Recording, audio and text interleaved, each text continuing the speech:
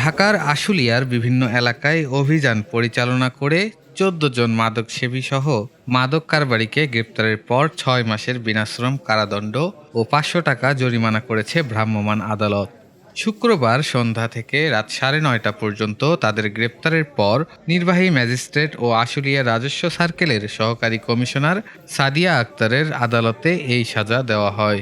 পরে রাত ১০টার দিকে প্রিজন ভ্যানে করে তাদের ঢাকা আদালতে পাঠানো হয়। পুলিশ জানায়, আশুলিয়ার জামগড়া ও এর আশেপাশের এলাকায় মাদক বিরোধী বিশেষ অভিযান পরিচালনা করে ১৪ জন মাদক সেবীকে গ্রেপ্তার করা হয়। পরে ভ্রাম্যমাণ আদালত তাদের প্রত্যেককে ৬ মাসের বিনাশ্রম কারাদণ্ড ও ৫০০ টাকা জরিমানা করে। সাজাপ্রাপ্তদের রাতে ঢাকার আদালতে পাঠানো হয়। আশুলিয়া রাজস্ব সার্কেলের সহকারী কমিশনার ও নির্বাহী ম্যাজিস্ট্রেট সাদিয়া আক্তার সাজার বিষয়টি নিশ্চিত করেছেন। এর হাতে